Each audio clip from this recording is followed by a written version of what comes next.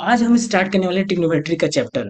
Trigonometry में भी दूसरा चैप्टर इसको मानते हैं लोग, बट मेरे लिए वो पहला चैप्टर है, क्योंकि वही पहला चैप्टर होता है मेरे लिए जो आपको ये बताए कि दैनिक जीवन में उसका यूज क्या है।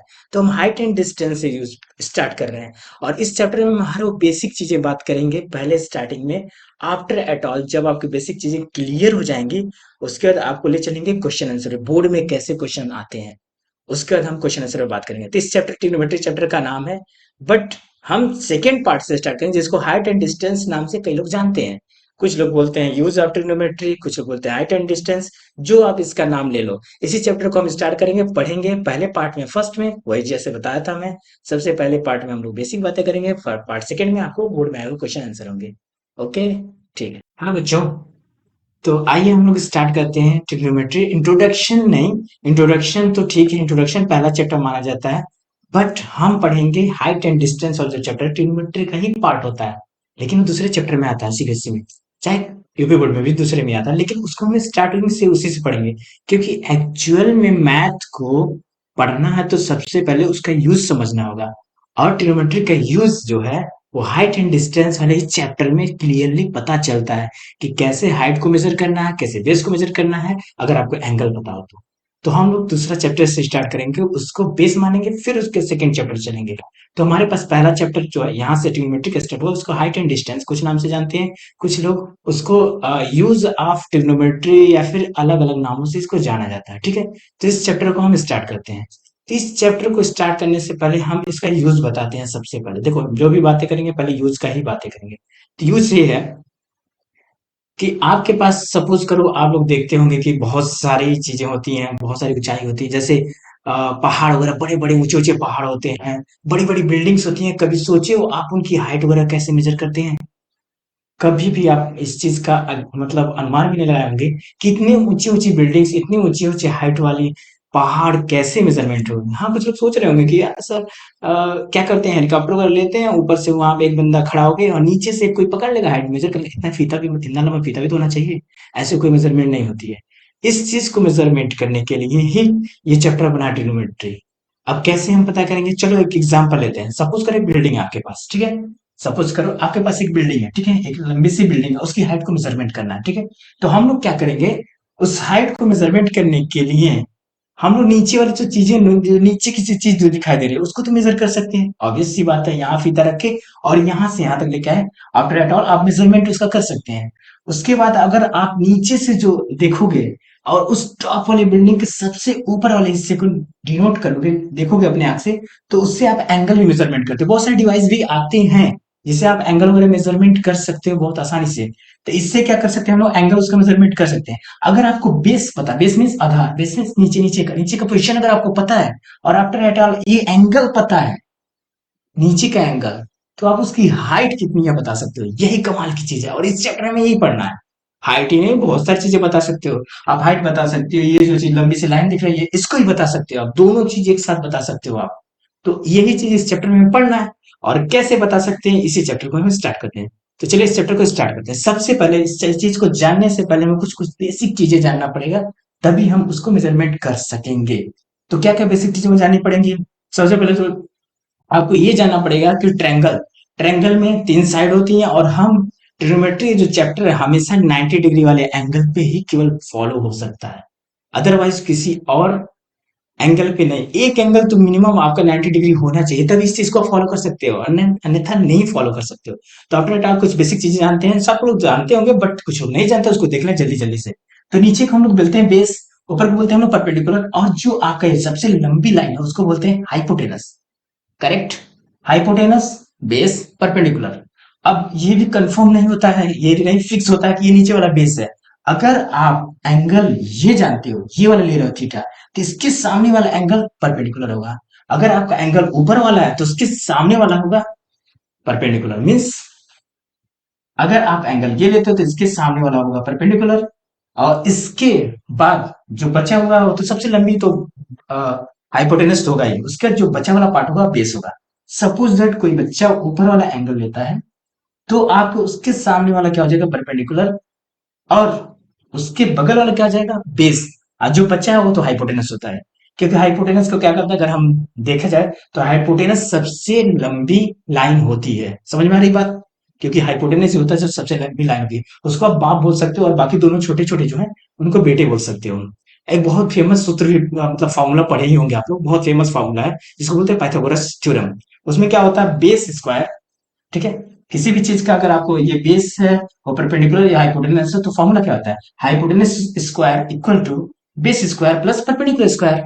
बहुत सिंपल फॉर्मूला है। इस फॉर्मूले का बहुत ढेर सारा यूज है, बहुत ही कमाल का फॉर्मूला है, और इसका यूज हम लोग 8th में भी पढ़े हैं, 9th में भी पढ़े हैं, 10th में भी पढ़ेंगे इसका यूज, 11th में भी है, 12th में भी, मतलब इसका पीछा कभी नहीं छोड़ने वाला है वाला यूज।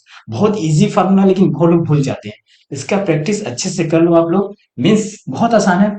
अगर लंबी जो लंबी लाइन दिख रही है आपको, उसको अगर हम लोग बाप माने, तो बाप का स्क्वायर बाकी सम ऑफ बोथ बेटे स्क्वायर, ठीक है, मतलब दोनों बेटे के स्क्वायर का सम बराबर बाप स्क्वायर, जिसको हाइपोटेनस स्क्वायर बोलते हैं, equal to base square plus perpendicular square, that's all. इस फॉर्मूले को आप लोग याद कर लो बिल्कुल। सपोज करें एग्जांपल, छोटे से एग्जांपल ले लेते हैं। सपोज करें नीचे का लाइन 3 है, ठीक है, मींस बेस 3 है, और परपेंडिकुलर 4 है, 4, तो 3 स्क्वायर प्लस 4 स्क्वायर, और हाइपोटेनस तो अपने आप आ ही जाएगा 5 के स्क्वायर, 5 स्क्वायर। तो ये चीज है, कमाल की बात है यार, पाइथागोरस थ्योरम बोलते हैं इसको। तो इसको आपको तो जानना ही था, जो कि आप जान लिए, ठीक है। अब आगे बढ़ते हैं जल्द से। तो हम लोगों को कुछ चीजें जाननी पड़ेंगी, ट्रिग्नोमेट्री रेशियोज क्या होती हैं, और इनको याद कैसे करना है, इस सब कुछ हम बताएंगे, जल्द से जल्द सीखेंगे, क्योंकि टाइम बहुत कम है, बोर्ड के एग्जाम आने वाले हैं। हम थ्योरी पार्ट को कम से कम रखेंगे, क्वेश्चन पे ज्यादा डिस्कस करेंगे, जैसा कि हमारा रूल ही है, आप लोगों को क्वेश्चंस पे ज्यादा डिस्कस करना, बोर्ड में लो लेवल से हाई लेवल पे लेके जाने की मेरी उम्मीद यही है। तो हम थ्योरी पार्ट को कम रखेंगे, क्वेश्चन पे ज्यादा जोड़ देंगे, किस तरह से बोर्ड की एग्जाम आता है। तो चलिए स्टार्ट करते हैं हम लोग। क्या स्टार्ट करने वाले हैं, ट्रिग्नोमेट्री रेशियो कैसे होती है, कैसे बनती है, और इनको याद कैसे करना है, ठीक है। तो हमारे पास ट्रायंगल है, सपोज करो ये हमारा आपका नीचे का बेस है, ऊपर का परपेंडिकुलर है, उसके बाद बचा जो है हाइपोटेनस है, ठीक। तो यहां से अगर परपेंडिकुलर को हम P से डिनोट करते हैं, बेस को हम B से डिनोट करते हैं, और हाइपोटेनस को S से डिनोट करते हैं, उसका सामने वाला पहला लेटर कैपिटल लेटर को यूज करेंगे, ठीक। तो यहां से हम लोग क्या करेंगे, अगर आप लोग देखो कितनी पॉसिबिलिटी, तीन साइड है ना, परपेंडिकुलर, बेस और हाइपोटेनस, तीन ही साइड है, तो कितनी पॉसिबिलिटी बन सकती है, कितनी पॉसिबिलिटी बन सकती है, क्या क्या बन सकता है, परपेंडिकुलर अपॉन हाइपोटेनस बन सकता है, बेस अपॉन हाइपोटेनस भी बन सकता है। तीनों का यूज कर रहा हूं मैं, कितनी पॉसिबिलिटी बना सकते हो, H upon P, P upon H, B upon H, P upon B, B upon P, total 6 ही बना सकते हो, उससे ज्यादा नहीं बना सकते आप। टोटल पॉसिबिलिटी जो बना सकते हो 6 ही बना सकते हो। तो इन 6 के 6 ही पॉसिबिलिटी का नाम रखा गया है। जैसे कि क्या, जैसे क्या, 6 के 6 पॉसिबिलिटी का नाम रखा गया है, जैसे perpendicular upon hypotenuse, perpendicular upon hypotenuse को साइन थीटा रखा गया है, बेस अपॉन हाइपोटेनस को क्या रखा गया है, कॉस थीटा रखा गया है, और जो आपका परपेंडिकुलर अपॉन जो बेस है, उसको टेन थीटा रखा गया नाम। इस तरह जितने सारी पॉसिबिलिटी का अलग अलग नाम रखा गया, और टोटल 6 ही पॉसिबिलिटी है। तो हम पहले 3 पॉसिबिलिटी को देखेंगे, बाकी 3 पॉसिबिलिटी उसका उल्टा होता है, बहुत आसान होता है, उसको तो याद करना बहुत आसान होता है। तो सबसे पहले देखो, याद करने का तरीका बताते रहेंगे बीच में। तो सबसे पहले क्या, परपेंडिकुलर, परपेंडिकुलर उसके बाद क्या, हाइपोटेनस। तो परपेंडिकुलर मतलब पी, पी से क्या आता है, पहले। हम लोग थोड़ा याद करने का तरीका बता रहा हूँ, पी मतलब पहले, और उसके बाद हाइपोटेनस है, हाइपोटेनस तो बाप है, बाप दोनों में कॉमन रहेगा। तो हमारे पास साइन थीटा क्या हो जाता है, परपेंडिकुलर अपॉन हाइपोटेनस होता है, मतलब पी से पहले हाइपोटेनस तो नीचे रहेगा ही, बाप तो हमेशा रहेगा, बेटा बटे बाप। पी से पहले साइन थीटा पहले आता है, परपेंडिकुलर पहले, पी से पहले बाप, पी बटे एच, याद हो गया, याद हो गया ना। उसके बाद क्या आ रहा है, कौन सा बचा है, कौन सा बचा है, कॉस थीटा बचा है, कॉस थीटा मतलब सॉरी कौन सा बचा है, बेस बचा है ना। तो बेस अपॉन हाइपोटेनस, दूसरा जो बेटा है, और उसके बाद हाइपोटेनस, तो बी से क्या होता है, बार, कॉस थीटा बाद में आता है, तो कॉस थीटा बराबर बार, बाद मतलब बी बटे एच। एच देखो ध्यान से देखो, एच दोनों में कॉमन है, क्योंकि बाप है तो बाप तो दोनों में रहेगा ना। तो पहला हो गया perpendicular upon hypotenuse, sine theta बराबर perpendicular upon hypotenuse, cos theta बराबर बेस अपॉन हाइपोटेनस। क्लियर, ये दोनों याद हो गया होगा, ये दोनों बिल्कुल याद हो गया होगा, क्योंकि पी से पहले बी से बाद याद हो गया, हाइपोटेनस दोनों में कॉमन है, तो इस तरह से याद हो गया, साइन थीटा और कॉस थीटा। उसके बाद जो टेन थीटा कुछ भी नहीं है, टेन थीटा क्या है, टेन थीटा बराबर होता है साइन बटे कॉस, साइन अपॉन कॉस को ही टेन थीटा नाम दे दिया गया। मीन्स क्या है, साइन अपॉन कॉस को टेन, मतलब क्या हुआ, तीनों ट्रिग्नोमेट्री की तीनों चीजें इसमें यूज हो गई थी, क्लियर था, कोई दिक्कत नहीं था। क्योंकि देखो, परपेंडिकुलर भी आ गया, हाइपोटेनस भी आ गया साइन थीटा में, कॉस थीटा में जो बेस बच रहा था वो भी आ गया, तीनों निपट गए। लेकिन क्या हुआ, perpendicular sine theta upon cos theta करके टेन थीटा बनाया गया। तो टेन थीटा बराबर होता है साइन अपॉन कॉस। साइन की वैल्यू क्या है, पी बाई एच, और उसका क्या है, बी बाई एच। देखो एच से एच कट गया ना, तो कौन सा बचा, दोनों बेटे बचे। तो परपेंडिकुलर अपॉन बेस को क्या दे दिया गया, टेन थीटा। तो टेन थीटा बराबर हो जाता है परपेंडिकुलर अपॉन बेस। क्लियर हो गया। इस तरह से तीनों चीजें आपको याद हो गई। और बाकी जो तीनों अदर रेशियोज जो हैं वो जस्ट इनके अपोजिट उल्टा है। उल्टा कैसे है, perpendicular upon hypotenuse sine theta है, इसका उल्टा क्या हो जाएगा, इसका उल्टा क्या हो जाएगा, हाइपोटेनस अपन परपेंडिकुलर होगा। तो हाइपोटेनस अपन परपेंडिकुलर को दे दिया गया cosec थीटा, इस तरह से cos थीटा को दे दिया गया sec थीटा। और बाकी एक लास्ट जो बता है बचा है, मतलब सॉरी कोई बात नहीं, tan थीटा का उल्टा क्या होता है, cot थीटा कर दिया गया, उसका बोल दिया गया बेस अपन परपेंडिकुलर। ज्यादा कंफ्यूज मत होना, आप भले तीन चीज याद कर लो, बाकी वो तीन चीज अपने आप याद हो जाएंगी। क्या क्या याद करना, sin थीटा बराबर perpendicular upon hypotenuse, cos theta बराबर बेस अपन हाइपोटेनस, और tan थीटा बराबर परपेंडिकुलर अपन बेस।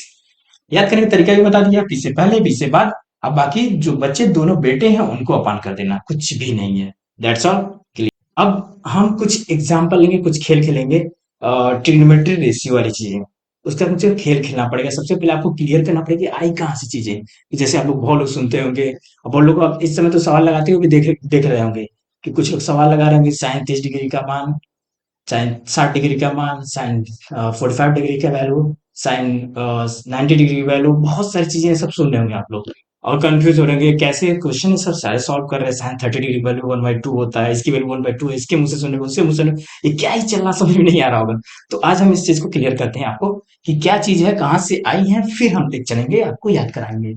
ठीक है, इससे जानते हो, अगर आप जान जाते हो कोई चीज कहाँ से बना है, कैसे बना है, तो आपको याद करने में बहुत आसानी होता है।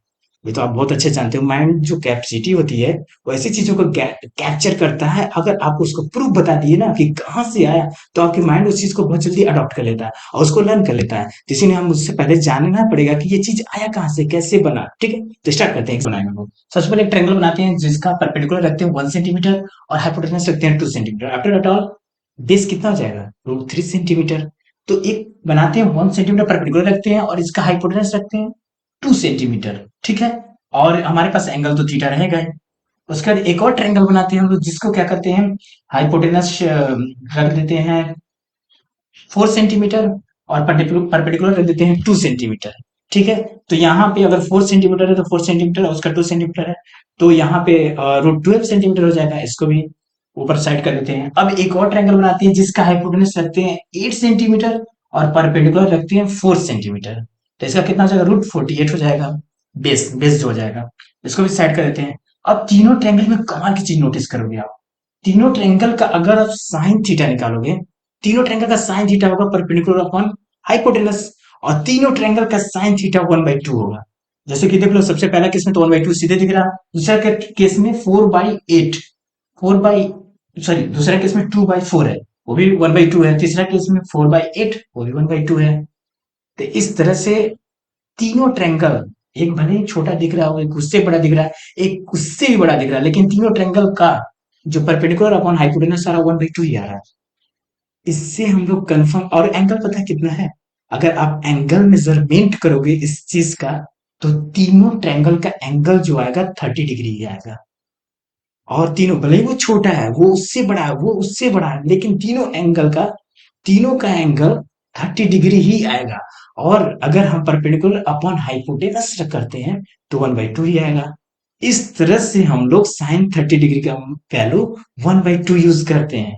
इसीलिए यूज करते हैं क्योंकि ये कमाल का चीज है कि राइट एंगल ट्रायंगल जब बनता है, और राइट एंगल ट्रायंगल में अगर आप रेशियोज वगैरह लिखते हो एक फिक्स एंगल पे, तो हमेशा इक्वल आता है, चाहे वो छोटा ट्रायंगल हो चाहे वो बहुत बड़ा ट्रायंगल हो।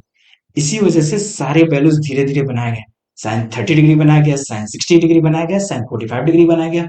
हाँ, साइन 1 डिग्री भी होता है, 2 डिग्री का भी वैल्यू होता है, फिक्स होता है, लेकिन वो हमें नहीं पढ़ना। हमें पढ़ना 0, 30, 60, 45, 90, बस। हाँ, आगे भी कुछ चीजें पढ़नी है, लेकिन वैल्यूज जो याद करना मेनली इन्हीं का याद करना। ठीक है, तो इस तरह से आप लोगों को क्लियर हो गया होगा कि साइन 30 डिग्री की वैल्यू, साइन 30 डिग्री वैल्यू क्यों यूज करते हैं 1/2, और सारे वैल्यूज इसी तरह से यूज करते हैं हम लोग, इसी तरह से बना हुआ है। क्लियर है ना? तो आइए अब टेबल को जल्दी से जल्दी याद कर लेते हैं। Sine theta cos theta tan theta का टेबल बनता है, टेबल भी बनता है, मतलब साइन 0 डिग्री पे एक और अदर वैल्यू होती है। साइन 30 डिग्री का भी हम देखें 1/2 था। साइन 45 डिग्री के ऐसे अलग कोई वैल्यू है, साइन 60 डिग्री के अलग अलग, तो अलग अलग वैल्यू जल्दी से देख लेते हैं। तो sine 30 degree, sine zero table अगर आप तो देखा है, तो साइन जीरो सबसे पहले क्या है, साइन आता है, साइन सबसे पहले आता है। और स्टार्ट भी क्या होता है जिंदगी में, हमेशा जीरो से ही लोग स्टार्ट करते हैं। कुछ लोगों को होता है बाकी चीजें मिल जाती हैं, कोई दिक्कत नहीं है, लेकिन मैक्सिमम चीजें लोग जीरो से स्टार्ट करते हैं, तो यहाँ भी हम जीरो से स्टार्ट करेंगे। तो साइन 0 डिग्री की वैल्यू क्या होता है, साइन जीरो, ऊपर दिख रहा है। साइन 30 डिग्री, 30 डिग्री वैल्यू कितना हो जाएगा, 1/2। रीजन, रीजन क्यों 1/2, जीरो के बाद हाफ, ऐसे याद कर लो आप 1/2। और जो मैक्सिमम मैक्सिमम सबसे लास्ट में साइन 90 डिग्री वैल्यू क्या होता है, 1। साइन केवल जीरो और 1 के बीच में ही रहता है, उससे ज्यादा बड़ा नहीं, ज्यादा छोटा होता है। हाँ वो अलग बात, अभी हम लोग देखेंगे माइनस वगैरह भी आएंगे, तो उसको भी टेंशन नहीं लेना, अभी यही देखो केवल साइन 0 जीरो, और साइन 90 डिग्री वैल्यू कितना होता है, 1। याद हो गया। और साइन 30 डिग्री वैल्यू भी 1/2 याद हो गया। अब जो बाकी दोनों बच्चे हैं, तो आप सोच रहे हो कितना होता होगा, साइन 45 डिग्री वैल्यू होता है 1/√2। इसको थोड़ा सा याद करना पड़ेगा, इतना तो कष्ट कर लो। और साइन 30 डिग्री वैल्यू सबसे बड़ा कष्ट करना है, √3/2 होता है, इसको भी आपको याद करना है। अब ट्रिक्स वगैरह नहीं बताएंगे हम, इसको याद कर लो, जबान पे याद रहना बहुत अच्छी बात होती है। और cos थीटा कमाल की बात है, इसका जस्ट उल्टा होता है, साइन 90 डिग्री पर इधर आ जाएगा, उल्टा पलट दो। तो cos 0 डिग्री वैल्यू होता है 1, वहां देखो। cos 30 डिग्री वैल्यू होता है √3/2। cos 45 degree value same same हो जाएगा 1/√2। और cos 60 डिग्री वैल्यू हो जाएगी 1/2, और cos 90 डिग्री वैल्यू हो जाएगा 0। जस्ट साइन का उल्टा होता है, ठीक है। और टेन का याद करना बहुत आसान है। साइन क्या याद हो गया, कॉस का उल्टा लिख दिए। और टेन को क्या करना है, साइन अपॉन कॉस करना है, कुछ नहीं। तो 0/1 क्या होगा, जीरो। तो टेन जीरो बोले जीरो, साइन अपॉन कॉस, और क्या कमाल की चीज है ये। और उसके बाद क्या है, साइन 30 डिग्री कितनी वैल्यू दिख रही है, साइन 30 डिग्री वैल्यू दिख रही है 1/2। और इसका √3/2, दोनों को अपॉन करोगे तो कितना जाएगा, 1/√3। और उसके बाद देखो उसका सेम सेम है, तो कट के 1 हो जाएगा। Sine 45 degree, sorry cot, sorry sorry it's mistake, tan 45 degree की वैल्यू 1 हो रही है। उसके बाद आप लोग देखोगे वो भी वैसे वैल्यू हो जाएगा, उसका वो भी वैसी वैल्यू हो जाएगा, ठीक है। उसका तो लास्ट में क्या होता है, इसको भी याद करा देता हूँ मैं, तो अभी देखो सबसे ज्यादा यूज होता है टेन 30 डिग्री और ten 60 degree. Ten 30 degree value होता है 1/√3, थोड़ा awkward लगता है 30, और 60 थोड़ा अच्छा लगता है, इसलिए उसका वैल्यू है टेन 60 डिग्री वैल्यू होता है 33। सॉरी, हिंदी मीडियम वालों को पढ़ाते हैं तो थोड़ा सा नाम मिस्टेक हो जा रहा है। टेन 60 डिग्री वैल्यू होती है √3 ओनली। तो इस तरह से टेन 60 डिग्री और √3 अच्छा है। और टेन 30 डिग्री थोड़ा awkward है 30, और 1/√3 इसकी वैल्यू होता है। तो जैसे आप चाहो वैसे याद कर लो, ये मेरा तरीका था, आप लोगों को कुछ बता दिया जिससे कि आपको याद करने में आसानी हो। और इस टेबल को पूरा देख लो, इस टेबल को पूरा बिल्कुल याद कर लो, टेबल को आप कोशिश करो साइन का पहले याद करो, धीरे धीरे आप क्वेश्चन की प्रैक्टिस करोगे तो और अच्छे से याद हो जाएगा। अच्छा इतना चीजें जान ली हम लोग। आप लोग ये सोच रहे होंगे सर बताए थे कि भाई इस बिल्डिंग की हाइट कैसे मेजर करेंगे, अगर हमें बेस पता हो, एंगल पता हो तो हम मेजरमेंट कर सकते हैं। अभी तक तो सर शुरुआत की ही नहीं, सारी चीजें इतना कुछ बता दिए, इतना कुछ याद करना है। अब सर दर्द करके चले गए, पता नहीं कैसे मेजरमेंट करना है, मेजर होगा कि नहीं होगा, और ढेर सारे कन्फ्यूजन हो गए। तो देखो कुछ चीजें, बेसिक चीजें तो जाननी ही पड़ेंगी, अगर आपको उसकी बिल्डिंग की हाइट ही मेजर करना, भले ही मैं हाइट ही मेजर करना, तो जानना ही पड़ेगा। तो उससे पहले कुछ और भी चीजें आपको मैं बताने जा रहा हूँ, उसको भी आप लोग जान लो। सबसे पहले क्या होगा, angle of elevation. Angle of elevation और एंगल ऑफ डिप्रेशन क्या होता है, ये दोनों चीजें जान लो। अगर आप कोई चीज नीचे से देख रहे हो, नीचे से अगर देख रहे हो, तो नीचे से जो एंगल बनता है ऊपर देखने का, जो एंगल बनता है उसको बोलते हैं एंगल ऑफ इलेवेशन। क्लियर। अगर वही चीज अगर आप ऊपर से देख रहे हो, किसी बिल्डिंग के ऊपर से चढ़ के देख रहे हो ग्राउंड को, तो वो जो आपका ऊपर वाला एंगल जो बन रहा है उसको बोलते हैं एंगल ऑफ डिप्रेशन। और ध्यान से देखो आप, ऊपर वाला जो एंगल बन रहा है वो एंगल और ये एंगल, क्योंकि दोनों लाइन पैरेलल है, तो एंगल और ये एंगल क्या होगा, अल्टरनेट एंगल है ना, अल्टरनेट एंगल इक्वल होते हैं। तो इस तरह से हम देखेंगे वो वाला एंगल और ये वाला एंगल इक्वल है। तो एंगल ऑफ डिप्रेशन में वो वाला एंगल और ये वाला एंगल, तो हम ये वाला यूज करेंगे ट्रिग्नोमेट्री में, नीचे वाला ही, तो वाला एंगल ये वाला एंगल इक्वल होता है। तो देखा जाए ना, तो एंगल ऑफ इलिवेशन और एंगल ऑफ डिप्रेशन सेम ही होता है, बस फर्क ये होता है कि वो ऊपर से देखा जाता है और ये नीचे से देखा जाता है। बाकी चीज दोनों सेम ही होता है, दोनों का एंगल सेम आता है। वही एंगल अगर कहेगा एंगल ऑफ एलिवेशन, तब भी 30 डिग्री हम लोग यही मान के यूज करेंगे, क्योंकि अल्टरनेट एंगल इक्वल हो जाएगा। तो दोनों के लिए हम लोग दोनों यूज करेंगे। तो इस तरह से कुछ चीजें थी, बेसिक चीजें थी। इस तरह से कुछ बेसिक चीजें थी जिनको जानना बहुत जरूरी था, जो हम लोग जान लिए। अब आइए हम लोग मेजरमेंट करते हैं। हाइट, बिल्डिंग की हाइट को कैसे मेजरमेंट करें, जो शुरुआत में छोड़ा था मैं, उसको अब कंप्लीट करता हूं मैं, कि हाइट को मेजरमेंट कैसे करना है। ठीक है, एग्जांपल से स्टार्ट करते हैं हम लोग। चलिए एग्जांपल से स्टार्ट करते हैं हम लोग। सपोज करो आपकी बिल्डिंग की हाइट को आपको निकालना है, ठीक है। और आपको जो नीचे का बेस है, एग्जांपल से स्टार्ट करेंगे। नीचे का बेस हम कितना मान लें? नीचे का बेस मान लेते हैं 20 सेंटीमीटर। तो बेस इक्वल टू मान लेते हैं 20 सेंटीमीटर, ठीक है। और आपसे जो एंगल बन रहा है, वो एंगल बनना है 60 डिग्री। जो यहाँ का एंगल बनना है वो 60 डिग्री बनना है, मतलब angle of elevation. Angle of elevation कह लो या फिर एंगल कह लो, कुछ भी कह लो, एंगल ऑफ एलिवेशन जो बनना है वो बनना है 60 डिग्री। ठीक है, तो ट्रायंगल को हम बना देते हैं। वहां पे आपको ट्रायंगल दिख रहा है कि नीचे का 20 सेंटीमीटर है और एंगल का एलिवेशन जो दिख रहा है 60 डिग्री है। तो हमें बिल्डिंग हाइट निकालना है। देखो कैसे निकालते हैं। तो हम लोग लिखेंगे क्या, जिसको निकालना उसको हम लोग क्या करेंगे, एक्स मान लेंगे। जिस चीज को निकालना तुरंत उसको एक्स मान लो, क्योंकि बहुत कंफ्यूजन होगा। अभी कौन साइन लगा, कॉस कॉस लगा, अभी बड़ी कंफ्यूजन रहेगा। जो बच्चे मतलब अभी लो लेवल से स्टार्ट किए उनके लिए बहुत कंफ्यूजन होता है। तो हमें जिस चीज को निकालना उसको क्या मान लेंगे, एक्स। एक्स हमें पता है, एंगल 60 डिग्री। और बेस क्या है, 20 सेंटीमीटर है। सॉरी, बेस 20 सेंटीमीटर पता है, 20 सेंटीमीटर बेस, एंगल 60 डिग्री, और हाइट हमें एक्स मान ली है। तो जो चीज हमें निकालना है और जो चीज हमें पता है उसको सबसे पहले लिखो। तो हमें निकालना क्या है, एक्स। एक्स ऊपर लिख दिए, और उसके बाद क्या पता है, एक्स अपॉन बेस पता है 20 सेंटीमीटर लिखिए। क्लियर। अब देखो जो एक्स हम माने हैं वो कौन सा क्या है, वो परपेंडिकुलर ही तो है, जिसको पी से डिनोट करते हैं हम लोग। परपेंडिकुलर है ना। और नीचे का क्या है, जो 20 सेंटीमीटर नीचे क्या है, बेस तो है। बेस ही है ना, कंफ्यूज हो गए। ऊपर क्या है परपेंडिकुलर, नीचे क्या है बेस। पी अपॉन बी किसका होता है, P upon B tan theta का होता है। तो टेन थीटा थीटा हमारे पास कितना है, 60 डिग्री। डायरेक्ट वैल्यू पुट कर दो आप लोग, इतना मत सोचो। Tan 60 degree equal to x upon 20 हो गया। अब ये तो मैं समझाने के लिए बताया था, बाकी सॉल्यूशन नहीं करेंगे हम लोग। टेन 60 डिग्री वैल्यू कितना होता है, ऊपर देखो आप लोग, टेन 60 डिग्री वैल्यू √3 होता है। कहा ना, टेन 60 और 30 सबसे ज्यादा यूज होता है। तो यहाँ से देख लो आप लोग, एक्स अपॉन 20 इधर डिवाइड हुआ, उधर जाएगा तो क्या होगा, माइनस। नहीं, माइनस नहीं होगा, मल्टीप्लाई होगा। बहुत लोग अभी सोचते हैं माइनस प्लस में कंफ्यूज होते हैं। तो 20 √3 इक्वल टू एक्स मीन्स क्या है, एक्स इक्वल टू 20 √3 सेंटीमीटर। यही आंसर हो जाएगा। बिल्डिंग की हाइट हो जाएगी 20 √3 सेंटीमीटर। इस तरह से सोचो, आप एक्स की वैल्यू निकालिए, मीन्स बिल्डिंग की हाइट निकाल दिए। और लास्ट में हम लोग लिखेंगे, लास्ट में हम लोग जरूर लिखेंगे कि हाइट ऑफ बिल्डिंग इज, मैं ये लिख देता हूं, मैं height of building is 20 √3 centimetre. ये जरूर लिखना, आप लोगों को बताना है, क्योंकि जो चीज पूछेगा वही लिखना जरूरी है। लिखने का तरीका भी मैं अच्छे से बताऊंगा। अभी आपको बिल्डिंग की हाइट निकालना था, इसके यूज करके बताना था, जो कि मैं बता दिया कि 20 √3 सेंटीमीटर इसकी हाइट होगी। समझ में आया आप चीज। तो ये था इसका यूज, और इसी की यूज की मदद से हम लोग बहुत सारी चीजें निकालते। यही बस नहीं है कि हम लोग हाँ एक बिल्डिंग की हाइट निकालिए, एक पहाड़ की हाइट निकालिए, एवरेस्ट की हाइट निकालिए।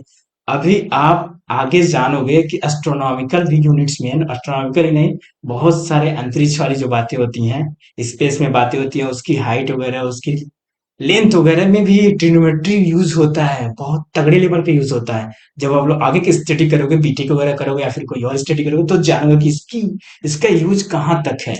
तो मैथ में भी हर एक चीज का यूज होता है। जो कहते हैं लोग ना मैथ का यूज नहीं होता है, वो बेवकूफ होते हैं। मैथ में भी हर एक चीज का यूज होता है। हाँ, कुछ चैप्टर है मैं मानता हूँ जिसका रियल लाइफ में यूज नहीं है, लेकिन वो आपका माइंड डेवलप करने के लिए यूज कराता है, माइंड आपका ताकि डेवलप करे। तो ऐसा नहीं है, तो हमारे माइंड में हर एक चीज का यूज होता है मैथ में। और आप लोगों को ऐसी चीजें मैं बताता रहूंगा, समझाता रहूंगा। अब हम लोग कुछ क्वेश्चन पे बात करेंगे जो नेक्स्ट पार्ट में होगा। उस पे हम लोग बात करेंगे कि कैसे बोर्ड में क्वेश्चन आते हैं और कैसे उनको टैकल करना है। मैं बोर्ड के सवाल को डायरेक्ट पकड़ के लगाऊंगा और दिखाऊंगा कि कितना आसान सवाल होते हैं, इतना भी हार्ड सवाल नहीं होते हैं। ठीक है, तो मिलते हैं नेक्स्ट पार्ट में, पार्ट 2 में। तब तक के लिए वेट करिएगा आप लोग, जल्द ही आएगा। हेलो बच्चों। तो यूपी बोर्ड का बैच चल ही रहा था, तो मैंने सोचा सीबीएसई बोर्ड का भी क्यों नहीं स्टार्ट किया जाए। तो सीबीएसई बोर्ड का बैच स्टार्ट किए हैं हम, और बैच का नाम कुछ ना कुछ हो तो रख लिया जाएगा। और वो बैच में क्या होगा, उसमें भी सेम चीज, पार्ट फर्स्ट और पार्ट सेकंड उसमें भी होंगे। पार्ट फर्स्ट में हम क्या डिस्कस करेंगे, पार्ट फर्स्ट में केवल केवल कंसेप्ट क्लियर करेंगे आपका। हर एक बेसिक कंसेप्ट क्लियर करेंगे। देखो बाकी सारी चीजें केवल केवल बोर्ड में आए हुए कंसेप्ट को क्लियर करेंगे, ज्यादा बातें उसमें नहीं की है मैंने। और पार्ट सेकेंड में मैं बात करूंगा केवल केवल बोर्ड में आए हुए क्वेश्चन आंसर कैसे लगाना है, किस तरह सॉल्यूशन रखना है। क्योंकि बहुत सारे टीचर, जैसा कि मैं बताया हूँ, बहुत सारे ऑनलाइन प्लेटफॉर्म पे भी और ऑफलाइन पे भी लोग बताते हैं, क्वेश्चन आंसर कराते हैं, सिंपल सिंपल क्वेश्चन करा के हटा देते हैं। कोई ये नहीं बताता कि बोर्ड में क्वेश्चन किस तरह आता, कैसे सॉल्व करना है। ऐसा कुछ बोर्ड में क्वेश्चन ऐसे आते हैं कि हवा से ऊपर निकल जाता है दिमाग।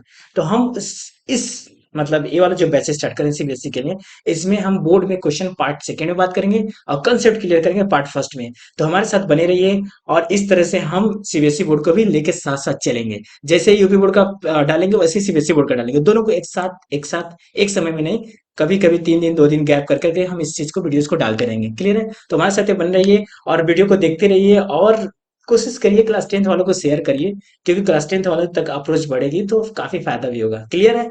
उनको समझ में भी आएगा। ओके, तो मिलते हैं वीडियो में नेक्स्ट चैप्टर में। तब तक के लिए बाय।